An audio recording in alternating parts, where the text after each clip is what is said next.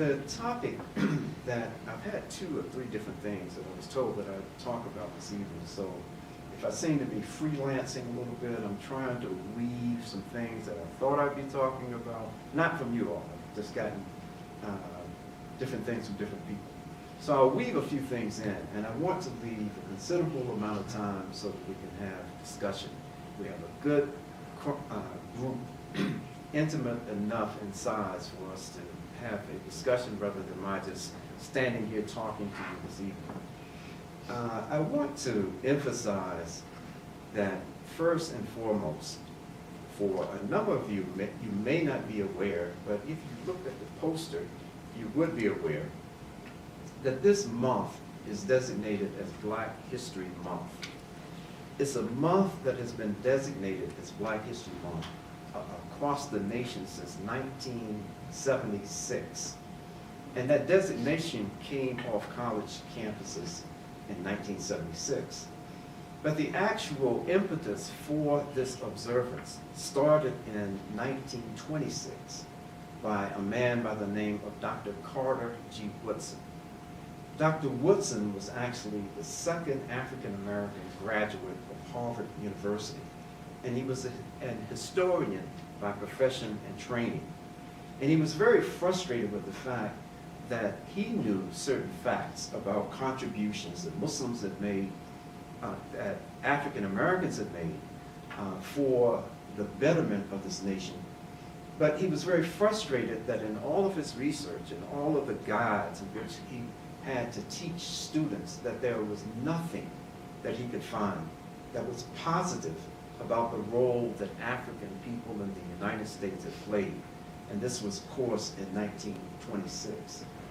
Now, in 1926, just to try to set a backdrop, we're talking about, in 1926, we're talking about maybe, I'm not good in math, so I may be a little off in my arithmetic here. But we're talking perhaps less than 60 years after the abolition of chattel slavery. As a matter of fact, it may be 61 years from the abolition of chattel slavery in this country. And if you know anything about that institution, you know that part of its justification, if in fact you could ever justify something like the degradation that human beings were put through in this institution, but part of the justification of chattel slavery in this country was the fact that the people who were being enslaved, the Africans that were brought to this country, were people who had no culture, they had no real language, they could not read and write, they were very limited in their intellect, they had no religion, they had no civilization, there was no culture to actually speak of, that these were people who were living in the jungle, and that these jungle people were actually enlightened through their experience and through their interaction with those who had come to forcibly kidnap them and bring them into the Western Hemisphere. So part of this narrative about who these people were was the fact that they have nothing to contribute to the people in this part of the world other than their labor. If we don't use them to just forcibly labor to help build this great nation of America, they have no use for us. They've done nothing useful whatsoever. And so this kind of racism had even seeped into the religion, the primary religion that's practiced here in the United States, which is Christianity. And it had seeped to the point that even the Christians, the ministers, the Christian scholars, were saying that these African people didn't have a soul. They were soulless people. They were justifying the enslavement of people by saying that they are the cursed descendants of one of the children of the prophet Noah, and his name was Ham. And because they were descendants of these cursed people, that a prophet of God had cursed this man and cursed his descendants, then slavery of these people is justified. as the Bible. You can read the story in the Bible, and it was corrupted, a corrupted story about the prophet Noah. And the Bible, it actually reads that after the flood, that the prophet Noah got drunk, and he laid out drunk with no clothes on in a tent. And his son Ham came upon him and saw him, and he laughed at it. He thought this was pretty funny. Like, this is your dad? Like, if you see your dad in some kind of crazy situation, you may want to laugh at it. You know, not degrade him, but, you know, it might be funny. So Ham thought that, according to this Bible story, that Ham thought that it was funny. And so he laughed at his father. And the story goes on to say that Noah, the prophet Noah, cursed him and said, you and your descendants are going to be slaves, that you're going to have woolly hair, and all of these kinds of things. This is the story. This was the Christian narrative about the African people in this country, from both the academic, the physiological, the intellectual, and every aspect. Black people in this country and their descendants were looked at as subhuman people. During the time that when Dr. Woodson put together what he called Negro History Week, it was a time also when not only were the accomplishments of African American people completely ignored, but it was also a time when it was one of the most difficult periods after slavery in the history of black people in this country, because it was a period of lynching, of just lynchings, of white folks going into communities, and if they feel that in some kind of way an African American had insulted the dignity or any other slight or moving from the etiquette that had been established in this racist society at that time, they would just grab the offending person and just take them to a tree and hang them, or break into the police station, break into the county jails, take the person out and just hang them from a tree and burn them. It was a very difficult period, extremely difficult period for these descendants of formerly enslaved people. So out of that context, out of that historical context, here comes a man who is African American. He's educated at Harvard University, and right there he's going against the conventional wisdom. People were saying that black folks couldn't learn anything. They couldn't think like that. They couldn't process. And now he's going back in history. And he's looking at the history of African nations. He's looking at the accomplishments of black people after being here in the United States. So, Negro History Week, and it went through the time, and it evolved, as I said, in 1976 into Black History Month. And now, technically, we have African American History Month, but it's still commonly referred to as Black History Month. That's a context for this discussion that we're having here today. Because just as Carter G. Woodson, when he looked into the history of America, he couldn't find the recorded history of black people in any significant degree.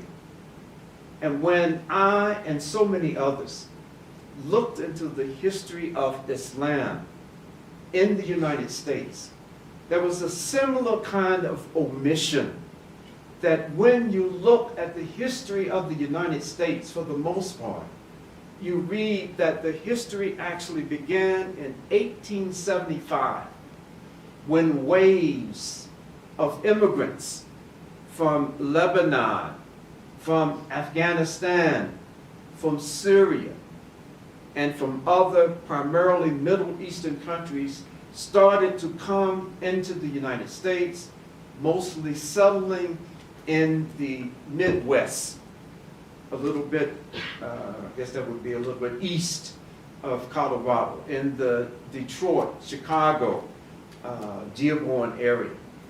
And then the history tells us then other waves of immigrants came into the country and established masajid, established schools, established Muslim organizations. Until now, today, we have perhaps 3,000 known masjids or musallas all across this country. That we have a population of Muslims today that go from any estimate from 5 or 6 million up to 8 to 9 million Muslims in the country today. But I want to just spend just a little time to inject that role of African people, what role, if any, what presence, if any, was there and has there been of people of African descent who contributed to the history that we now look at and call the history of Muslims in this country. Brothers and sisters,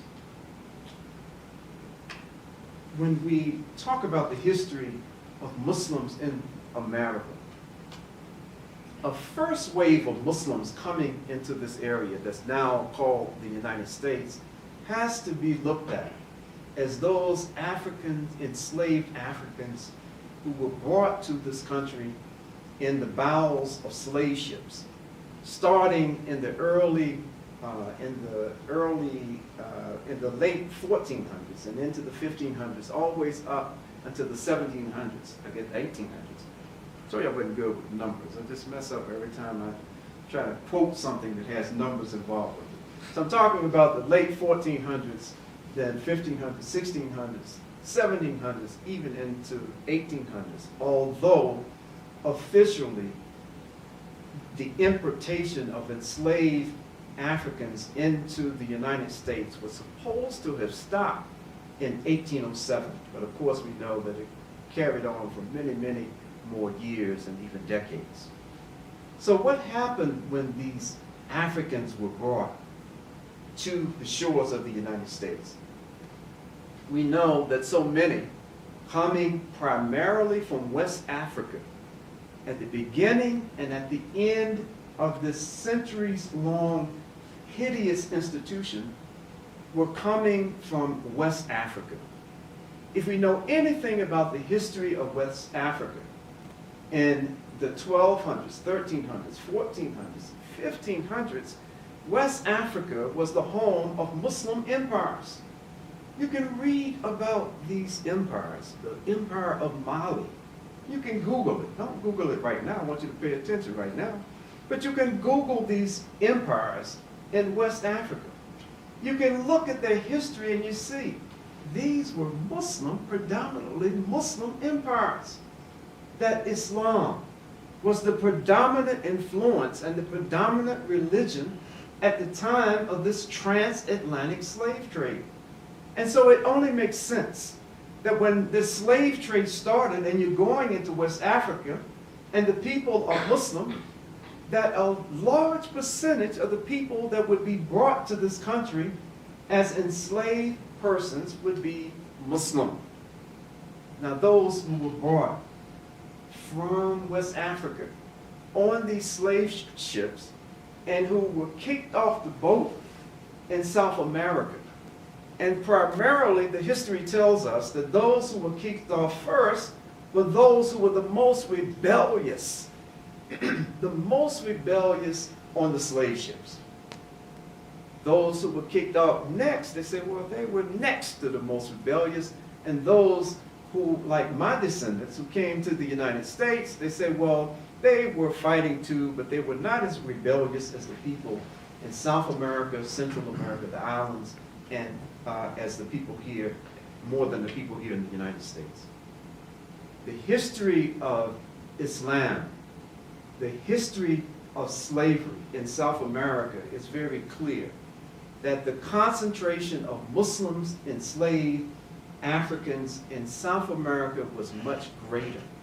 The number who were Muslim was much greater in South America, much greater in Central America, much greater in the Caribbean than those who came to the United States, which lends me to believe, just a logical deduction, that that high concentration of Muslims who were on these slave ships, that those who were responsible for this human cargo wanted to get them off these slave ships as quickly as possible. And so a higher number were thrown off, taken off, and sold in south of the United States, in south of North America. Now, when those remaining got to the United States, one, and this is the statistic that is known today, and I truly believe that as further research is done, as more individuals find interest in this and push this research further. But today, we know that 1 out of every 3rd African who was brought to the United States in the transatlantic slave trade, that 1 out of every 3 was a Muslim. This is a very significant finding in the history of Muslims in the United States. Because as an African American, when I embraced Islam, there was no talk of having any Muslims anywhere in this country at that particular time. No Muslims. No, there were no Muslims amongst these Africans. That they were all just animists and all of these other kinds of things. But today, the research shows that 1 out of every 3rd African brought to this country was a Muslim. And these Muslims had a significant impact on the history and on the development. First and foremost, their presence alone went against the narrative and the justification for enslavement of these people to begin with. Because the enslavers and the church community is saying that these are pagans. They worship trees. They don't have a God. That they worship any and everything. That they are illiterate. That they can't read or write. But the presence of these Muslims, because many of these Muslims were actually scholars of Islam. They were imams of Muslim communities. They were princes. They were princesses. They were some of the creme de la creme, the top of Muslim society, had been forced into this enslavement in this country. And not only were they forced into the country, but now they said that they don't even have a religion. They're savages, they're heathens. So do whatever with them that you want. That this was one of the roots of this, the theology of racism. That the basis for it was they're soulless people, they just have no civilization or anything else. But the truth was very far from this supplication, this supposition. It was very far from that. Let me just give you just a few quick examples of some of the Muslims that we know about their story. We know about them so much that once you hear their names, and you won't do it right now, of course, because you're paying attention to me for a few minutes. But once you hear their names, it's become so rooted in the research that you can just Google their names. It's like they're hidden in full sight. But because the narrative is so different from the reality, we don't even know to look them up. If we want to know the history of Islam in the 1700s and the 1800s and all of this, we don't know their names. Because history has just given such a different reality, a different narrative about Islam and how it came into the American landscape. Let me just share just a few of these folks with you. I want to talk a little bit more about some other history of Islam in this country. And I want to end on a note that tries to tie what I'm about to talk about into a kind of, to tie it all together. Because I honestly feel that to just listen to someone talk and talk about history whether we're talking about the history of the Prophet Muhammad sallallahu alaihi wasallam, whether we're talking about the history of Islam under this, at any point, whether we're talking about the history of any people, that unless and until we take that history, we take that knowledge and try to do something with it, then it's just entertainment. You may as well go look at the movie, like people are going crazy over this movie, Black Panther, right? I think it was released today. I had lunch with a dinner with my daughter and one of my grandchildren before leaving North Carolina. And my granddaughter said, you know, Poppy, you're going to take us to go see Black Panther? And I said, really? You know, and then my daughter, you know, her mother, my child, sitting there, and she started saying, yeah, you know, Abu, let's, you know, when can you go with us to go see this movie, Black Panther?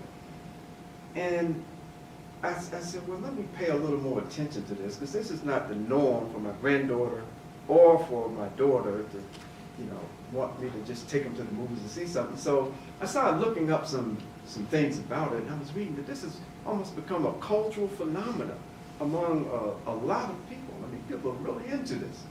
And people will be more into this, I guess it's Marvel Comics, this comic book character, even though it's a black cast to it, people will be more interested in that in a fantasy kind of world than in the reality of actual history that has taken place in any kind of future projection. So I feel let's not just be entertained. I'm not here to entertain. I want to inspire us to move from where we are, where we may be right now, to another point.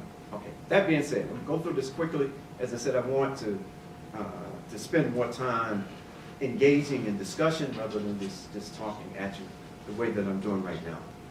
Let's look at some of these enslaved African people who everybody was saying, no soul, and all of this other kind of thing.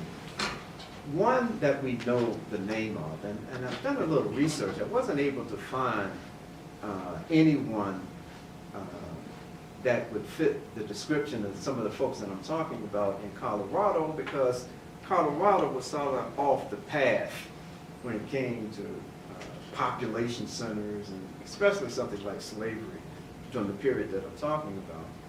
But I'll talk about some other folks who were enslaved in the South, and the enslaved in the mid-Atlantic, and some even in New York. There was a man, a Muslim, by the name of Muhammad Ali ibn Said. Muhammad Ali ibn Said had the misfortune of being a slave, an enslaved person, enslaved African, or a servant on 5 different continents. And how did this come about? His enslaver was a person who was a merchant that traveled the waters. And so he would go from country to country and continent to continent. And sometimes at a certain point, he actually sold Muhammad Ali ibn Said to others who were doing similar kinds of things. He figured he could get more money by selling him than he would by a shipment of goods. So at one point, he actually sold him. Muhammad Ali ibn Said ends up coming to the United States.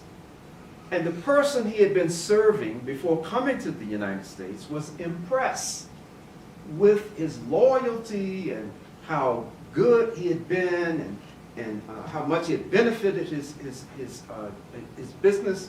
So he said, well, when you get to the United States, I'll take you to an area where you don't have to be a slave.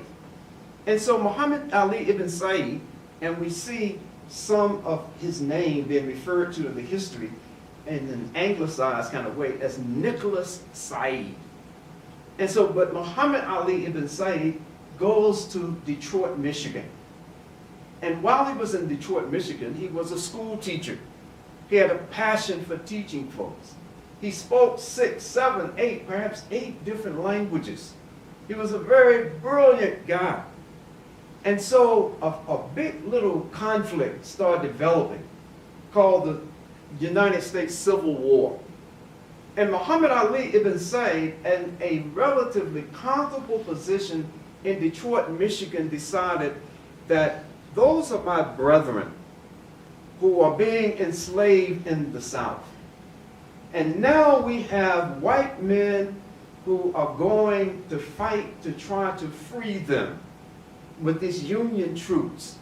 And so Muhammad Ali ibn Said heard about and read about an experiment that was happening in Boston, Massachusetts, where former slaves and freedmen, people who were never slaves, but who were of African descent, that they were being enlisted into what was called an all-colored regiment. It was the 54th All-Colored Regiment of Massachusetts. Some of you may have heard about it. I mean, it's a dated movie, but maybe it's still on Netflix and some of these other kind of access ways you can access movies. You can look at it on Netflix. You may have heard of a movie called Glory. It was starring, nobody seen it? Nobody heard of it? Yeah, you're my man. You're the man. Okay. You can look at this movie called Glory. Stars, you may have not heard of this guy. It's an actor called Denzel Washington. Anybody ever heard of Denzel Washington? Yeah. Okay, I'm good. I thought I was coming to North Carolina with something nobody ever heard of. No. Okay. But Denzel Washington starred in this movie called Glory. And it's a factual, accurate representation of the 4th All-Colored Regiment out of Boston, Massachusetts. And in that regiment, there were Muslims in that regiment. And when you look at the movie, you'll see in certain scenes the brothers of this 54th Regiment. One brother in particular had a real big, beautiful beard, big beard, sitting around. He was the only person that they showed in the movie with that kind of beard, a good, nice, pretty Muslim beard. But so Muhammad Ali ibn Said couldn't get to Boston in time, even though he went through Canada and came back down to get to Massachusetts. He couldn't get there in time before they'd already been dispatched to South Carolina. But he got there in time to be a part of the 55th All-Colored Regiment out of Massachusetts. That regiment, like the 54th, was sent into South Carolina, which was just a really, really hotbed of slavery and racism, and it was really, really terrible there. And they went to South Carolina. Now, his history after that kind of disappears.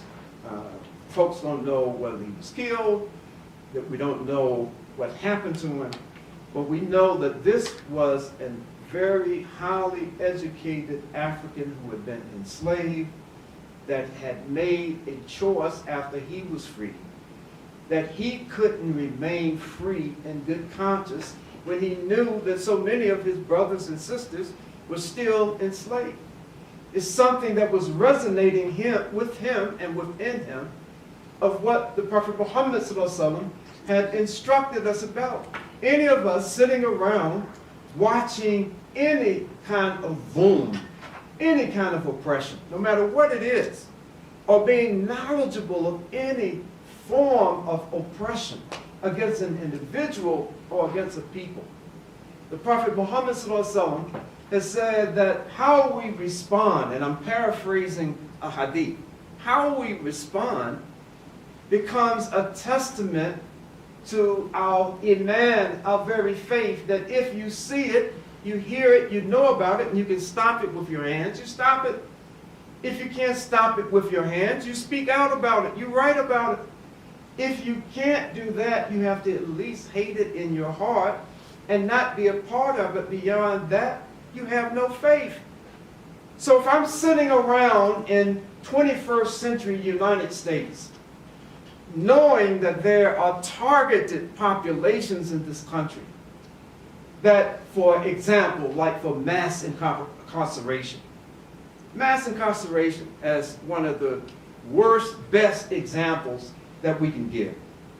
Something that the American citizenry just like during the time of slavery, have been convinced that the reason why there's so many African Americans in prison because we are criminally inclined. This is something about our genes that make us have this propensity to do criminal acts. The same thing in a different format that was given as a justification even for slavery. There's something wrong with these people. They can't function in a normal environment.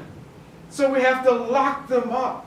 But to guarantee that we lock them up, what we have to do is to make sure that their degree of arrest is so out of proportion with their numbers, their percentage of the population, that even if a few slip through the net, they're still going to have disproportionate incarceration rates. That what we do, we will target communities to dump certain drugs into these communities.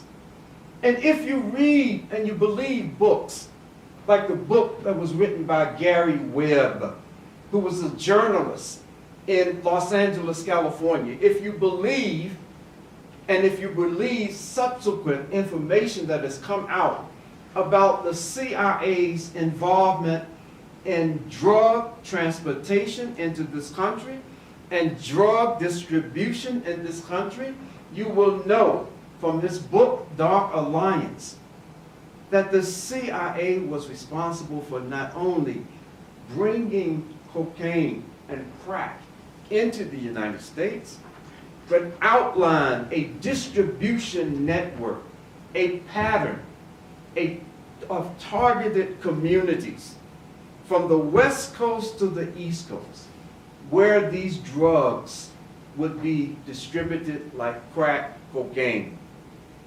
That if you want a high percentage, as what happens in places like Chicago for mass incarceration, like what happens in cities like Chicago, before I'm able to get back home, I go to Chicago and Shari'a, where brothers, young men, African American men say that they get up in the morning, they've gotten up in the morning and go out their front doors in their houses, and there are crates of high-powered weapons, crates of them, crates of ammunition that were not there the night before, but when they come out their doors in the morning, it's like a child at Christmas running downstairs and the Christmas tree is there with all of the gifts up under it. And so these weapons of mass destruction are targeted and distributed in minority, Latino and African American communities all across this nation. All across this nation. So, by a systematic process, and I'm not saying that there's no personal responsibility. I'm not saying that. I'm not offering that one bit. But I'm just saying that there is government and other infrastructures complicity in helping to make this mass incarceration system the way that it is, and the disproportionate number of people of a non-white descent who are in these prisons.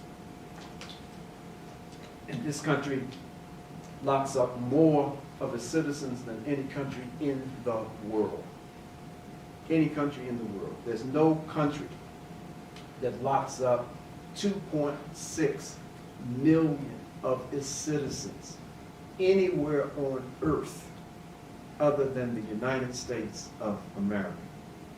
And so while we sit here, while we may ourselves not be immediately impacted, we may not have a brother, we may not have a father, an uncle, a grandfather who's caught up in this mass incarceration system, but many other millions upon millions do. They have their relatives, they have their loved ones who've been targeted and have been successfully entered into this.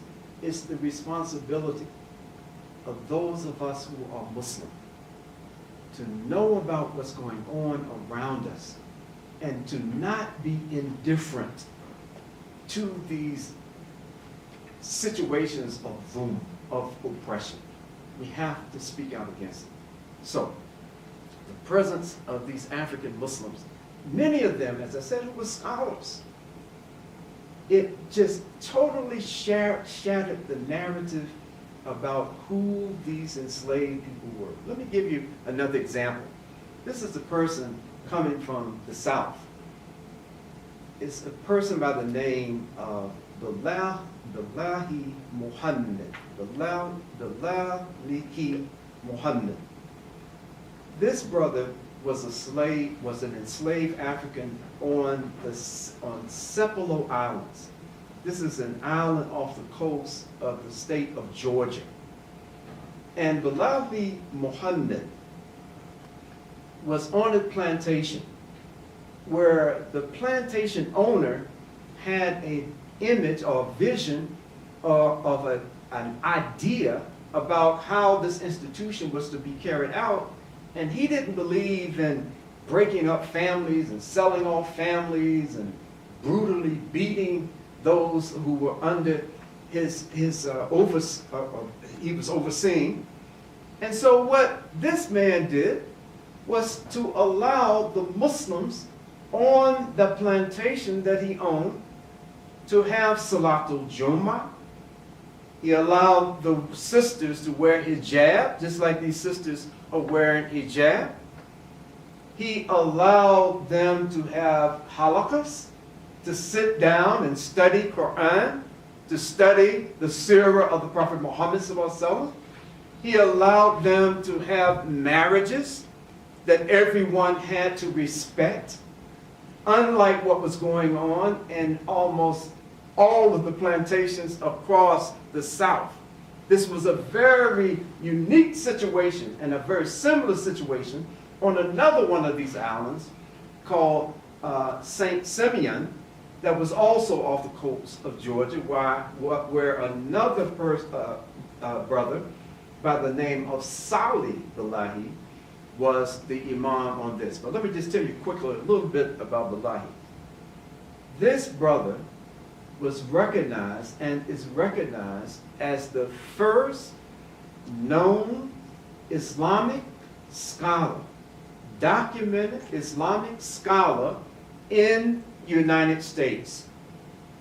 The first known documented Islamic scholar in the United States was an enslaved African from West Africa, more precisely in the Senegal, Gambia area of West Africa, who was enslaved on the Sepulveda Islands off the coast of the state of Georgia. And so how does he get this distinction? And so many others, I'm saying, well, they were scholars and they were imams and all these others. He wrote a 13-page in Arabic document. A 13-page document in Arabic. As a matter of fact, he was the imam of the Jamaat there on the island. He was the recognized sheikh on the island, but he was still in the condition of being enslaved. But when this document that he wrote was finally translated, I'm not sure of the exact year, it was in the 1930s. It was housed and is now housed in the University of Georgia library.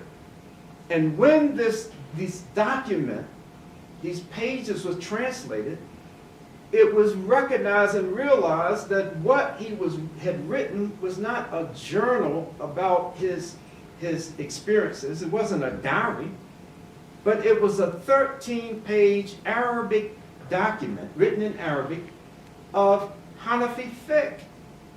That he was giving fatwas about certain things and giving the Hanafi fiqh dalil as the evidence and the reason why he had made certain decisions among the Muslims that he was responsible for.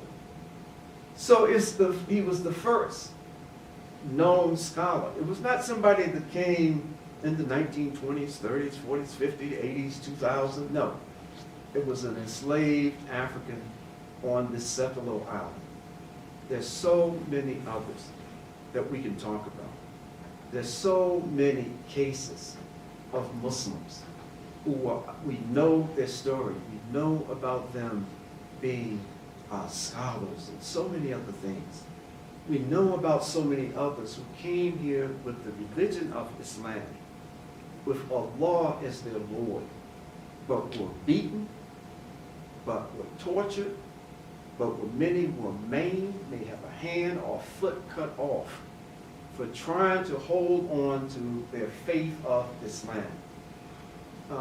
Anybody here familiar with either the story or the TV miniseries, or now you can see the whole thing, or the book called Roots? Good. And you're on it, man. I gotta get your email address, man. You're on top of things here. Roots is a book. It originally started as a book. It was written by an African American author by the name of, in his family, from the old people in his family, that there was this old African that everybody said that he was our ancestor, that he was the first known in our family that we can point to and say that he was the first one in this country. And so he started on a 12-year quest to track that story down, to connect those missing links. And he connected the final dot in the Gambian city or village of Jufere, in Jufere, Gambia. And he found that his ancestor, that all the old people in his family had been talking about, was an African by the name of Kunta Kinte. And when he found out the story about Kunta Kinte, he realized that Kunta Kinte was a Muslim. That Kunta Kinte came and was kidnapped from an African Gambian village which was 100% Muslim at that particular time. And you go to Jufere, Gambia today, and it's still a 100% Muslim village. And so Kunta Kinte's story was one of the first popular, that entered into the mainstream of American literature. It was not a research project. It was not, his story was not to be found on microfiche and all of these other kinds of almost ancient tools that were used back in the day. But it was in mainstream America. ABC television turned it into an 8 or 9 part miniseries. We were glued to the television watching this story unfold, a fascinating story. But it was the story about a Muslim who had been enslaved in America, who refused to give up his Islam. And so the history of the early history of Islam in this country is a history of those whose names we know, those names we don't know, that so many of them actually became celebrities in their areas. They became celebrities across the nation. And one like Ayub ibn Sulaiman, Job ibn Salam, who was enslaved in Maryland for 2 years and ended up going back to his home in modern day Senegambia, that he was also literate in Arabic and wrote what was known to be the first Muslim journal or diary or journal or chronicle written by an enslaved African. This was also written by a Muslim. So these are very important, even if you're not a Muslim, they're important milestones in American history. But when we know about these things and we know about these individuals, they become important personalities and individuals in the history and the development of Islam in this country. And I want to say a couple more things. I'll stop. I want to open it up to questions and comments. But why is any of this history important if you are not of African descent? Why do I even need to know about this? I'm Muslim, and talking about all these Muslim folks, and a ton of others can talk about so many other people. But why is this even important? It's important because it's the history. It's the Muslim history of this country. Anything that happens in the Ummah of the Prophet Muhammad ﷺ, in every Muslim nation, the history, what's going on today with the Muslims of Burma, the Rohingyas, who have been stripped of their citizenship, that a genocide has been unfolding on them for the last few years. It's one of the most quiet public genocides that this country has seen in this not just this century, but the last century as well. It's nothing short of a genocide of people who are indigenous to the land, citizenship taken, forced out of the country, women being violated in just camps designed just to violate the Muslim sisters, thrown out of the country, property taken, at one point sent out to sea by the tens of thousands, to be left out there to die. Those are our Muslim brothers and sisters. What's happening to them should pain each and every one of us. Why? Not because I'm saying it, but because the Prophet Muhammad ﷺ has made it clear that this ummah is like a single body. When one part aches or catches a fever, the whole body aches. The whole body is sick.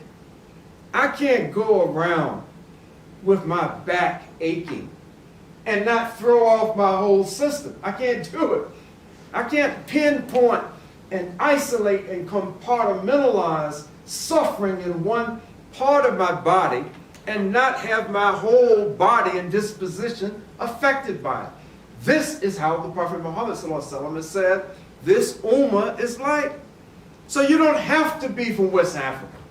You don't have to be from East or South or North Africa.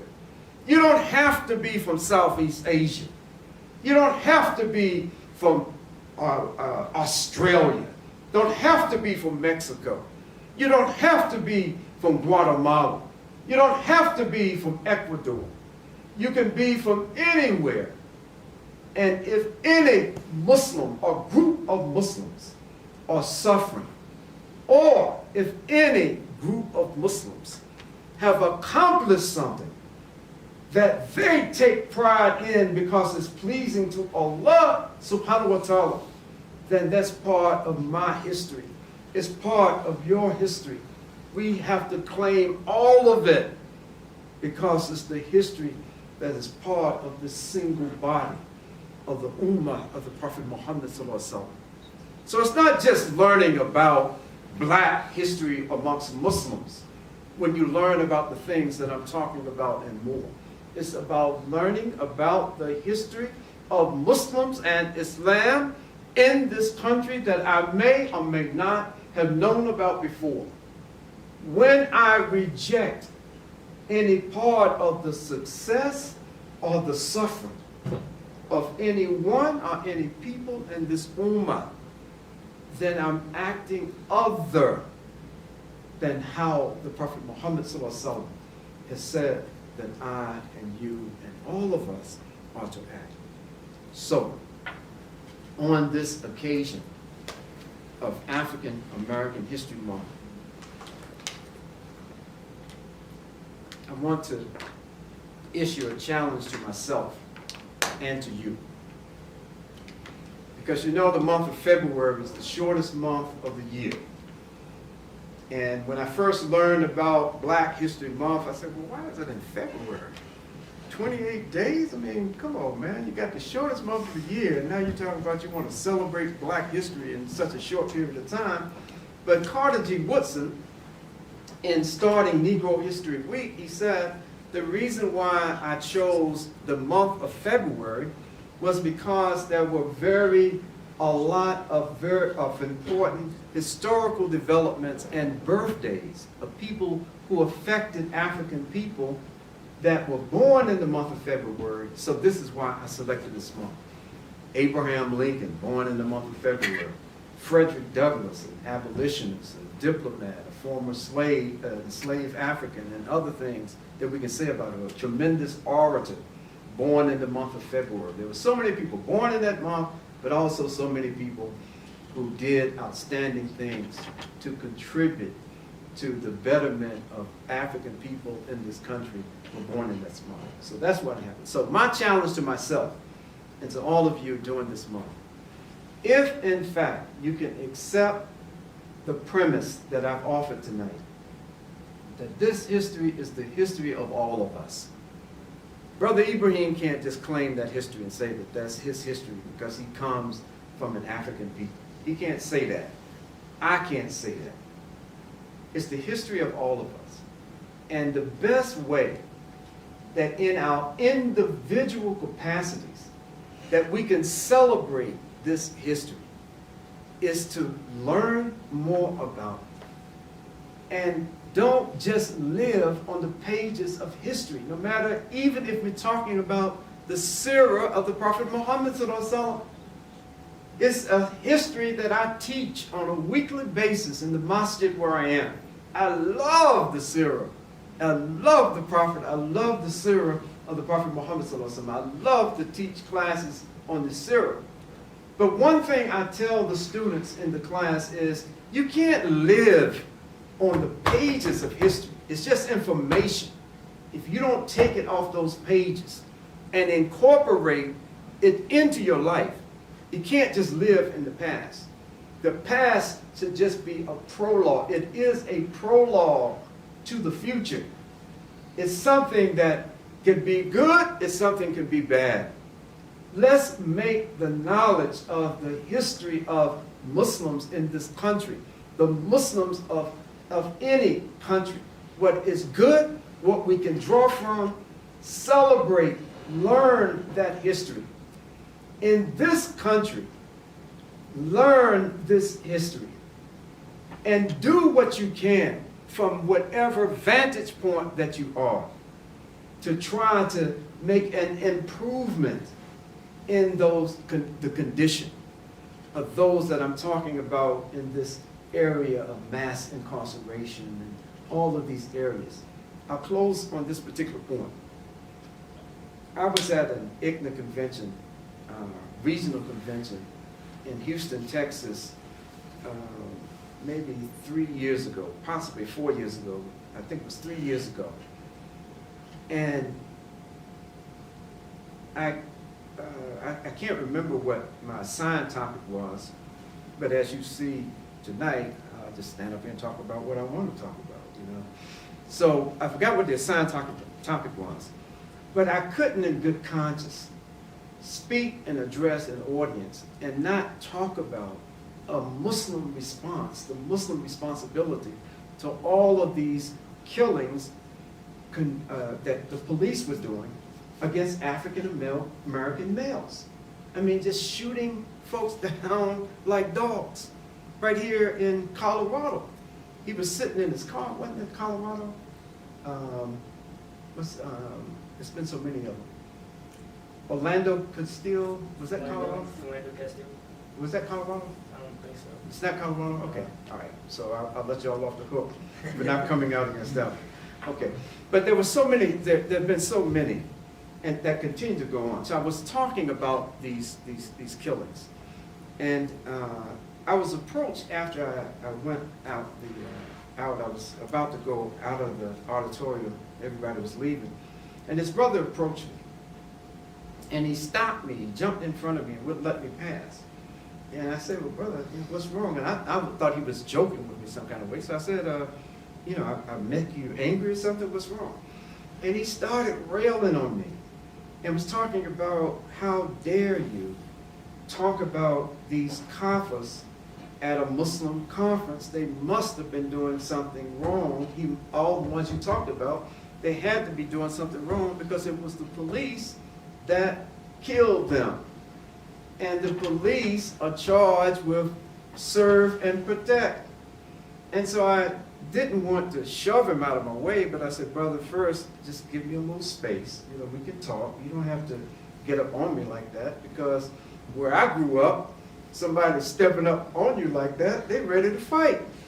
And so I may have some kind of cultural difference and misread what you're doing, and I'll clock you upside your head, man. Just step back. You don't need to be that close up over me like that. So I told him, I said, well, brother, it may be that wherever you live or whatever country you come from, that may be the case. But if you're talking about an institution that started as slave patrols and slave catchers, do the research. This is the origin of modern day police departments. They were employed by plantation owners to stop enslaved people from escaping, to track them down, to be patrols. This is how the institution started. Until this day, a lot of that same mentality seems to exist. And I said to the brother, look, you're of a certain ethnicity, certain nationality. If this were happening to your son, because he had his 14-year-old son with him, if your 14-year-old son is gunned down under very questionable circumstances, your nephew is gunned down, your father is gunned down, your friend's father in Ohio is gunned down. I went through this thing. How would you feel then? And he said, well, that's not what's happening. I said, that's the very point. It is a targeted population, right? A targeted population. And so in the interest of what's right and what's just, as Muslims, we have an obligation to stand out and be a standard bearer for justice. Allah tells us that. He commands us to do that. Stand out firmly for justice. Don't just say, I'm for justice. Be a standard bearer. And that involves sometimes putting ourselves in uncomfortable positions by saying things that may make people feel uncomfortable. Okay, so I'm going to stop at this point and ask if you have any questions or comments.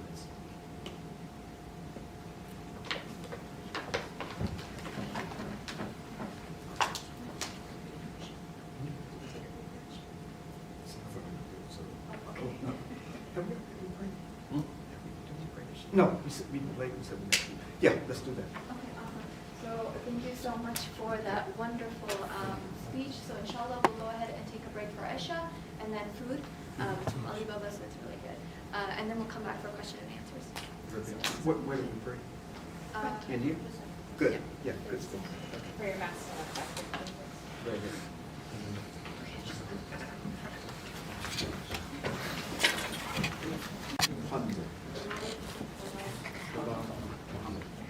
Several hours. Thank you. Questions, comments? Yes, where are you from? Me?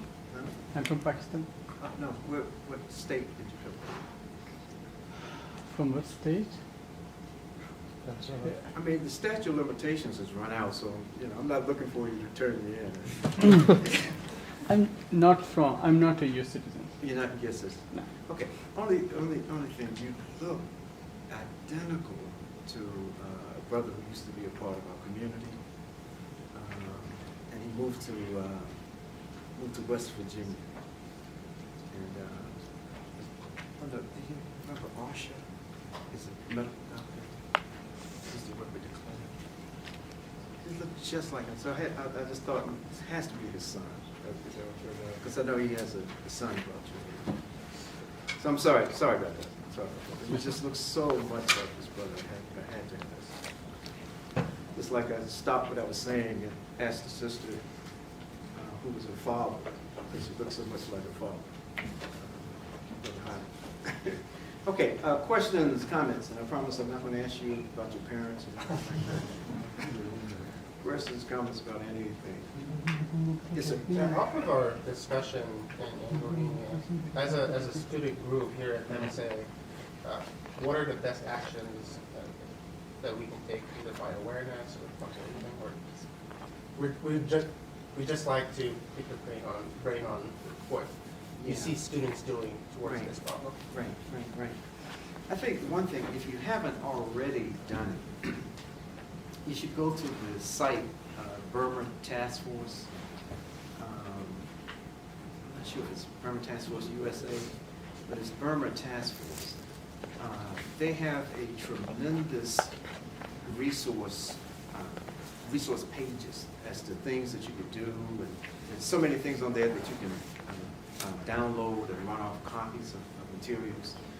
Of course, I think, we were talking before, and I think you all, do you intend in participating in the rally in DC at the end of the month? I think it's the 28th or something. No, I didn't.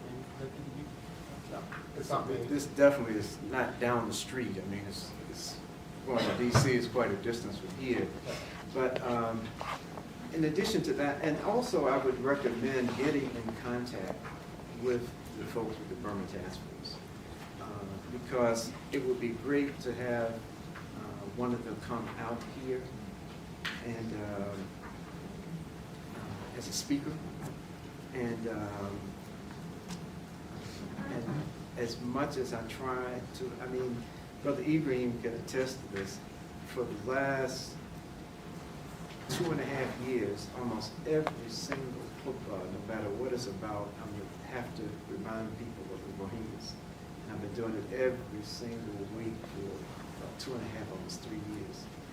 And so it's something, it's such a neglected, they're such a neglected people, and nobody seems to care. The majority of folks just don't care. It's just a very dismissive attitude of what the people are going through, what they have gone through. And the minimum that any of us can do is make dua on a consistent basis. That's the most powerful weapon that we have for the believers is dua. And so we make dua that Allah,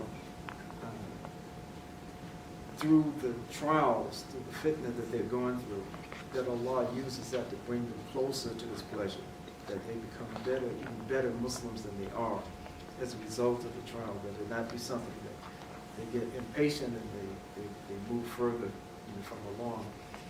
And that Allah touched the hearts of the leaders of these Muslim majority countries, because it's shameful, it's disgraceful. The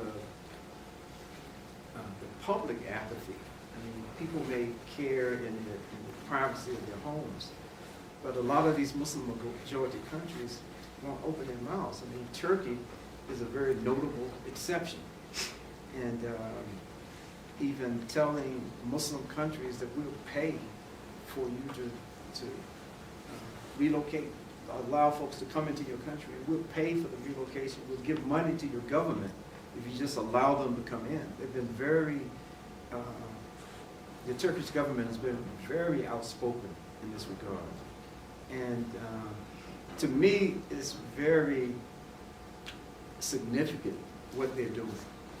And they, in Bangladesh, of course, they're taking people in, but from those who've been on the ground over there, they say that the conditions are bad. It's not a good situation. So everyone can make dua. And I think rather than just making dua just one time and letting it go at that we need to every day ask Allah to ease the suffering of the people. Use that suffering to bring them closer, to His pleasure. It's a horrific situation, and I can't say, to be quite honest, if I start talking about it too much, I'll probably start crying. I mean, seriously, it's just that heart-wrenching to me to see these Muslim people go through what they've gone through for these past few years and see the Muslims who are in a position to help them, if it's no more than relocate, which they shouldn't have to do that. I mean, this is their home. They are actually indigenous to that land. They've been there longer than a lot of these other folks who are now, who stripped them of their citizenship. So, so make dua and try to just be proactive. If there's something that can be organized on campus, probably I would suggest doing some kind of educational program to just bring it more to the attention of the campus community, let folks know that this is really going on and it's this horrific and we have to do something about this. And so donate, time, labor, whatever it is, whatever you can to help bring attention to it and just make dua. Silent vigils or anything, whatever it is, I think you need to, you should feel obligated to do something. It can't be something that we can just know about and not do anything about. Questions, comments? See what happens when you eat, man? Ready to chew. This is more of a general question. Sure. Maybe not the Rohingya, but us as an ummah, or human beings actually, we tend to, on the personal side, it's great to make dua and everything, but God ordered us akhd bil asbab, which means like you take with reason, and with reason you take actions. Right. Unfortunately, us as an ummah, a Muslim ummah, we really lack that action part. Yeah. Even before the action, we lack good intentions, and Right. so how do you see, or what would you advise us as like young generations of ummah to in order to move towards a better Muslim by being more proactive, by being action takers? How do we educate ourselves to be that way? How do we? Yeah. I can go a lot of off tangents for a lot, but I think Yeah, that's a very good question. I think the primary thing that distinguishes us from any other activists is our relationship to Allah and our dependence on Allah for outcomes. I was not always Muslim, and before I became Muslim, I was a college student. I became a Muslim in my senior year of college. And before that time, I was just so thankful that we didn't have mandatory classes, because I spent almost as much time in protests, because I was going to school in D.C. It was a very socially turbulent time, so everybody would come to D.C. to protest. And, I was a regular protesting one thing or another, and I was able to get through my classwork, but I was not a regular participant for a lot of years in school. And I hung out with the activist crowd there. And when I became Muslim, it was very clear to me that if I just wanted to chase issues, Islam was not the thing for me, because I didn't have to become Muslim to be involved in certain social activist work.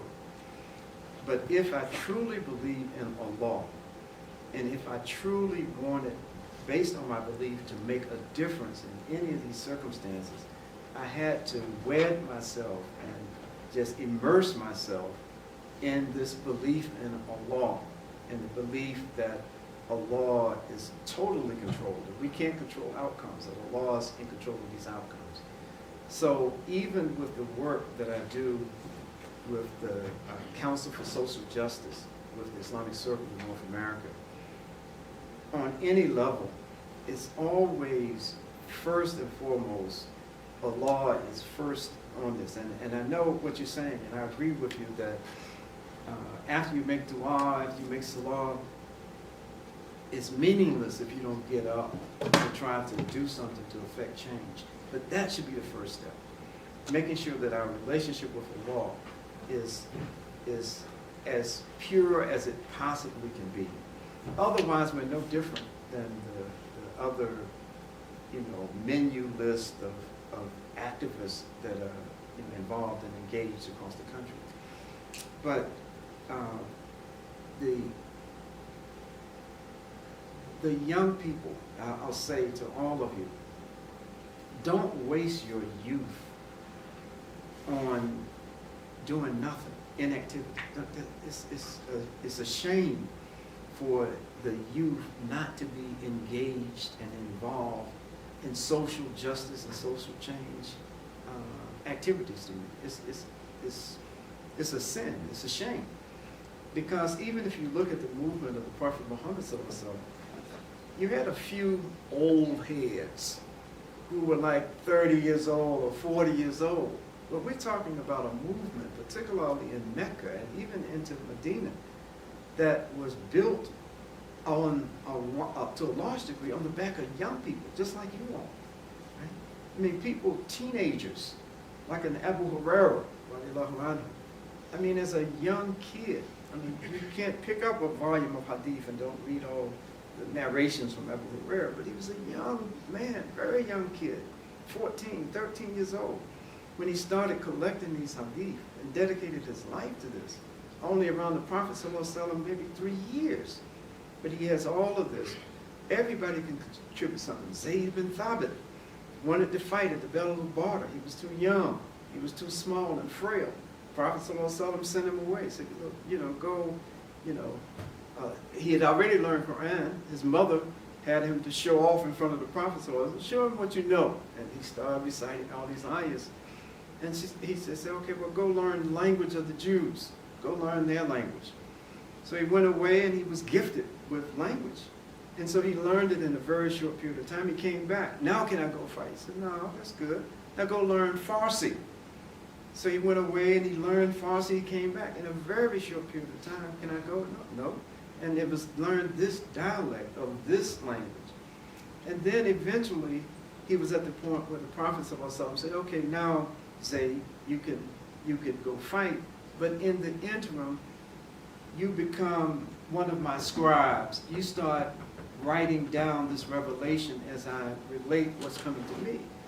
And so the history tells us, and we talk about Zayd ibn Thabit not as some warrior, even though he did fight in battles, but as the scribe, the primary scribe of the Prophet Muhammad ﷺ.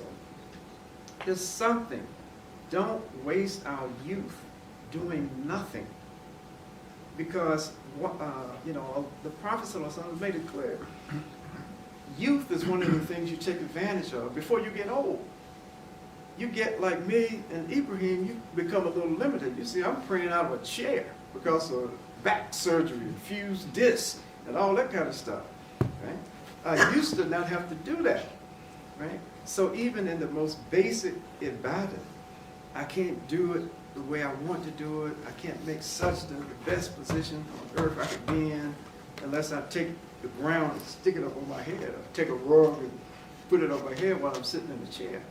So don't waste your youth when you have the energy, the vigor, and all of these things, being inactive, acting like old people. Don't waste your youth being ultra conservative about this may happen.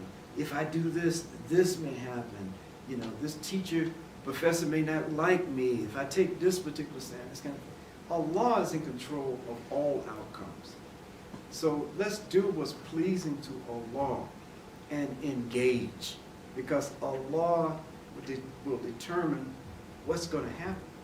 But let's not waste this time now, this period right now. This is the time before you get major responsibilities, and you have kids now who, you having to have to shell out money and trying to help them go to college and go to graduate school and these kinds of things, and you have mortgages and have all of these other things. It becomes more limiting in practically what you can involve yourself in. So while you're young and you're not laden with certain kinds of responsibilities, this is the age to get your education and ground yourself in whatever area of work that you're studying. But also, this is your time, of prime time for activism.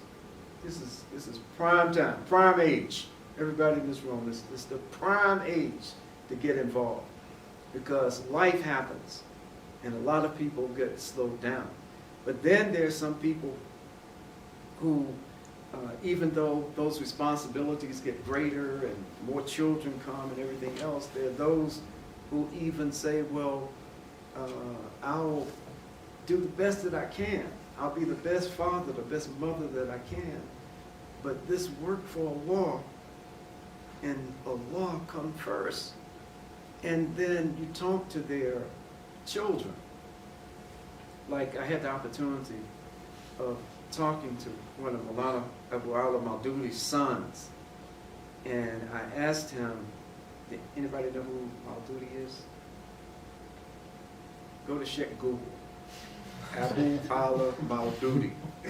Look up, go to Sheikh Google. You look up everything else, so go to Sheikh Google and look at Abu Ala Maududi. He was one of the, he influenced Islamic thought and Islamic movement in particular. He had one of the greatest influences of a Muslim thought and movement of the 20th century. Okay. And so, I mean, a towering personality. And I had the opportunity to speak with one of his sons. Maududi died in 1979. And in about 1977, I think I had the opportunity to talk with one of his sons. And because I had read a lot of his material that had been translated into English. And I asked him, tell me about your dad, tell me about your father. Because he wrote all these books on all these different subjects. And, you know, this is my man. And he said, well, you know, brother, from what I understand, you probably know more about my father than I do.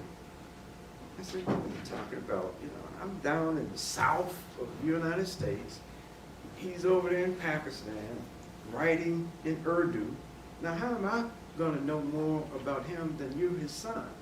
And what he said was that my father was so committed to Islamic work and Islamic movement and the organization that he created. He said that the images that I have of my dad growing up was either him sitting in his study, writing all the time, or he was in jail. And he was in jail not for, like the dude, you know, snatching pocketbooks of women at 2 o'clock in the morning in the market. He was in jail because of his Islamic work, because the government of Pakistan was, you know, anti the kind of Islamic movement that he was talking about. So he spent years in prison, on and off. And his son said the rest of the time he was either running around with the brothers or he's writing in his study, writing. But his sacrifice is one that all of us, all of these decades afterwards, are able to benefit from. He's left behind a body of work, just like in this country. Even though he was only Muslim for 11 months, Malcolm X, right? El-Hajj Malik al-Shabazz.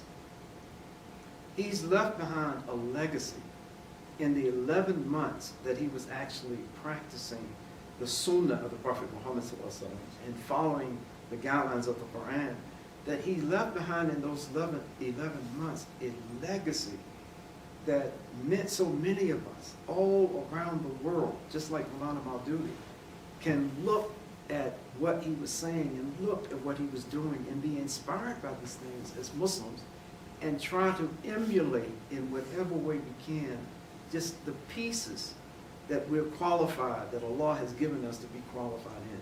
So if a person is an IT person, right, use that IT knowledge to speak out, find creative ways, create software that will be beneficial to this ummah. You know, there's a real good software that the American Civil Liberties Union created that they do it by states. And they targeted states where a lot of this police killing of unarmed people, they target these states for these apps. I don't know if it's across the country yet. But North Carolina is one of these states. So I have this app downloaded on my phone. So if the time I hit this app, even if somebody comes and the police, if I'm stopped and he's ready to start beating on my head or shoot me or something, from the moment I hit that app, it's recorded, right? And even if someone takes it, you still got visual. It's an excellent app, and it was created specifically for the issue of police killing of unarmed people. All these roadside beatdowns and shootings and killings and things like that. So all of the IT brothers and sisters that we have in the United States on these campuses and off these campuses, I'm suggesting use that IT brilliance to benefit this ummah. What does the ummah need? Where is there a void? And then even in areas of social justice, we can create, we got the brilliance, we can create what's needed.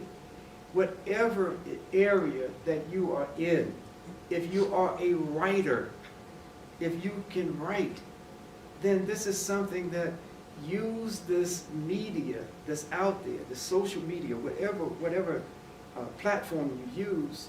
If you can produce, you can do whatever your major is, take advantage of that and put that at the disposal of the Muslims. How can I take this knowledge and this experience that I'm gaining to help the cause of Allah? Because in the end, that's all that's going to matter anyway. When they lower us into that ground, it is not going to matter about whether you make the Fortune 500 with your company and stuff like that. It's not going. Allah's not going to be questioning us about any of that stuff. But we will be questioned as to how did we respond in this 21st century America when certain things were going on around us that we saw, we heard, we felt, we experienced. The pain that we and others were feeling. What did you do? I charge you with this responsibility. Now, what did you do? Or did you just go about your own happy-go-lucky way and, just acting like nothing is going on that needs to be addressed? So what I'm suggesting is not that everybody quit school and just go out and be full-time activists in the community. Not at all. As a matter of fact, when I first embraced Islam, I had one reason for being in undergrad school since I was a child, and that was to become a lawyer. That was the only thing.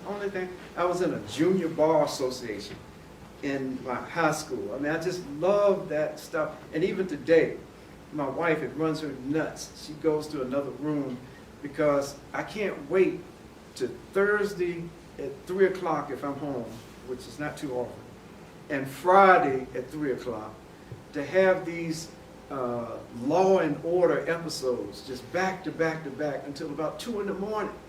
So if I'm not really doing something, it's a guilty pleasure that I love watching these, lowering kinds of shows because that's what I wanted to do. But Allah had another,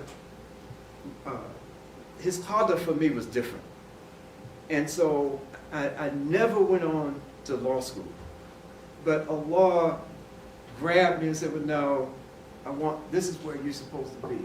And it was a part of an Islamic movement in 1972. And, and I'm a part of a different group today, which is a part of the Islamic movement. That has been my qadr.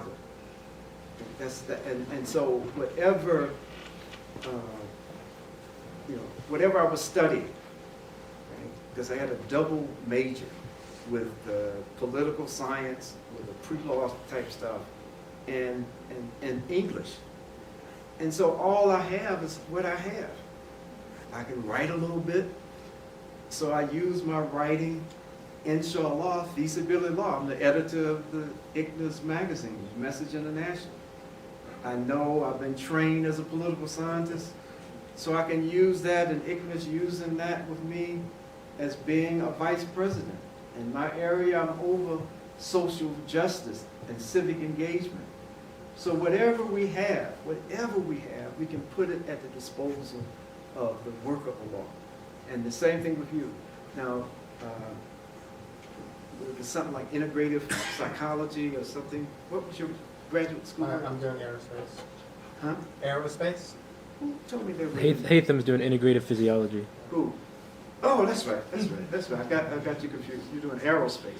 Okay, so there's something there. You got to figure it out, but there's something there, right? But the everything can be used for good, and use it for a good cause, and put that at the disposal.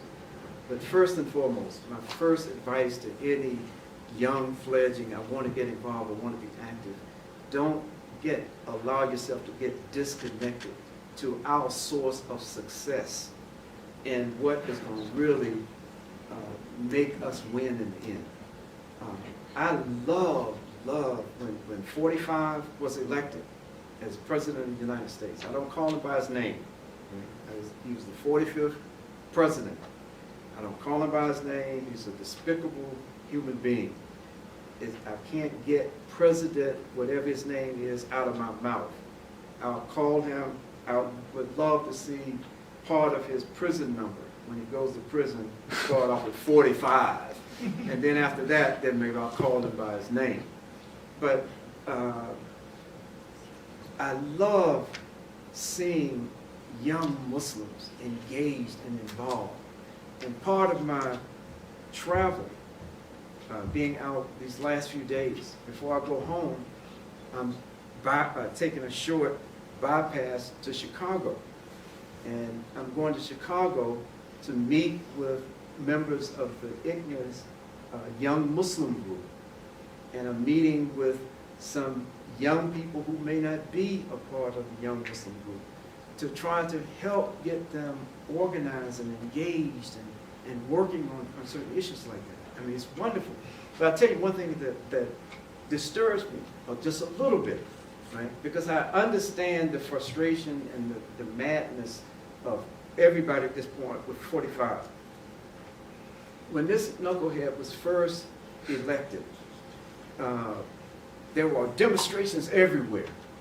First time in my life to know that so many hundreds of thousands of people protested somebody's inauguration. I mean, that was, in my lifetime, that's unheard of. All over the country, hundreds of thousands of people out in the street protested the dude even being inaugurated. And there were a lot of Muslims in these demonstrations. And, you know, I was pumped up by that. I was glad to see the Muslims, you know, taking a stand like that. But then I started looking at some of the signs of some of my young brothers and sisters, some of the signs that they were carrying in these demonstrations, and some of the chants that they were chanting. And it's like, oh no, bro, you know, come on, we can't go there. We're Muslim. So we can't have all these obscene signs telling Trump what to do with himself and using all this obscene language. Because otherwise, we're not distinguishing ourselves as Muslims. People should be distinguished as we get engaged and involved in the society. We can't ever lose that identity. And if we don't have it immediately, we have to build on ourselves. We have to build that Islamic identity so that while we're out there, you know, because I step off into a lot of different demonstrations. And the funny thing about my journey in this area of social engagement, I started literally in high school. And even now, I'm still involved in a lot of things. And about a month ago, I was involved in a demonstration, I spoke at a demonstration in Lafayette Park across the street from the White House. And it was a demonstration about closing Guantanamo Bay. And I reflected while I was standing there waiting to speak, man, I've been doing this since college. As a college student, I used to stand in Lafayette Park. And then that's when I would use all kinds of colorful language against Richard Nixon and all these kind of people, you know, just all kinds of profanity and ready to just say and do anything at that time. But as a Muslim, I have to carry myself in a different kind of way. Not just because I'm older, but because this is a distinction that we all should have when we engage and get involved. But I want, if anyone's interested in any kind of specific stuff or recommendations, make sure that you have contact information for me. If you're interested in this social justice kind of work, civic engagement kind of work, you can get in contact with me, directly, and in coordination with our local brothers and sisters in this area, we'll be able to come up with some very specific things that we can help out and even participate in. So, questions, comments, anybody else? Can you write down your email? I will. Let me give it to you now. If you all could write it down, anybody who might want it.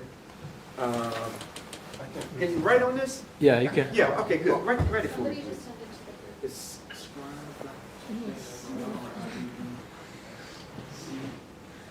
Aura, IBE51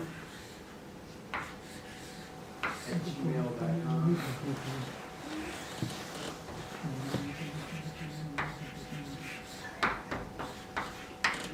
Okay, and I'll give you a cell number, 336 416 5531. So, if you have any interest in that kind of involvement and activities and this kind of thing, just get in contact with me, and as I say, in coordination with our local folks in this area, we'll do everything we can to be involved and be engaged and help in whatever way we can. Is that it? Anything else? Any other questions? Thank you very Last much. question, comment? Thank you very much. Oh, thank you. Alhamdulillah. It's been my pleasure. Wow, yeah. Alhamdulillah. Assalamu alaikum. Are you comfortable with taking a picture? Huh? Are you comfortable with the picture with our MSA? Oh, please. I'd be insulted if I couldn't take a picture with you.